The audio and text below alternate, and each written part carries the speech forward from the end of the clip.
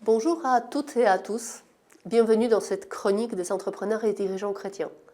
Depuis quelques jours, nous sommes en fête. Jésus est ressuscité. Il est vraiment ressuscité. Après toutes les épreuves, les sacrifices et la souffrance, c'est le temps de la joie, d'une promesse accomplie pour les chrétiens.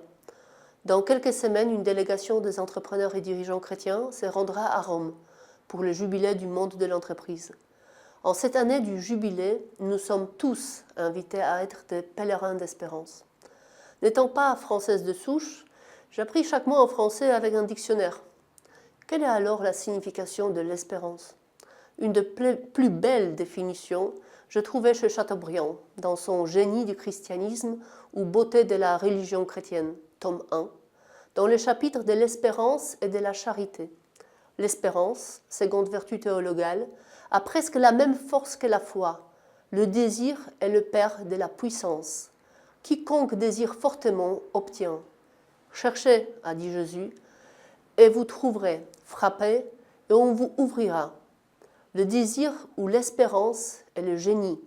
Il a cette virilité qui enfante et cette soif qui ne s'éteint jamais. Nous voici appelés à être de pèlerins d'espérance. D'accord. Mais concrètement, comment est-ce que je suis concernée? Certes, je suis chrétienne, catholique, mais au quotidien, je suis entrepreneur. Je dois travailler, rencontrer de nouveaux prospects, des clients, organiser des projets, superviser des équipes.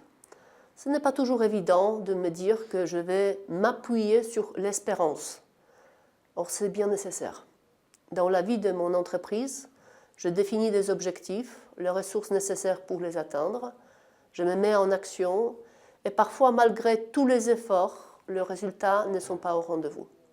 Or, j'y crois dur comme le fer. Il est possible de faire grandir des entreprises tout en mettant la finance au service du développement économique et des emplois locaux. C'est à ce moment où la fatigue et le doute s'installent qu'il faut que je persévère, que je tienne le cap, que je continue mes efforts et que j'avance, même si je ne vois toujours pas la ligne d'arrivée derrière l'horizon. Ce n'est pas par hasard si le pape nous a appelés à être de pèlerins. Le pèlerin avance vers une destination bien définie. Si je n'ai pas de destination, c'est juste du bougisme, une vie de vagabond. Or, dans la vie d'un entrepreneur ou d'un dirigeant, tel un pèlerin, il me faut avancer chaque jour vers la destination définie, malgré les difficultés et les obstacles. Je dois m'adapter au contexte, à la situation économique, aux contraintes de mes clients et de mes partenaires. Comme j'ai entendu dernièrement d'un autre entrepreneur, on ne choisit pas la tête qu'on a, mais on choisit la tête qu'on fait. Je peux très facilement balayer d'un revers de main cet appel à être un pèlerin d'espérance. Et je trouverai 1001 raisons pour le faire.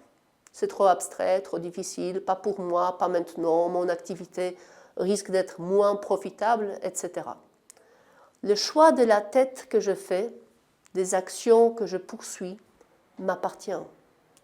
Je nous souhaite courage et persévérance de choisir librement d'être, en tant que chrétiens, de pèlerins d'espérance dans notre vie spirituelle, familiale et professionnelle. Merci et à bientôt.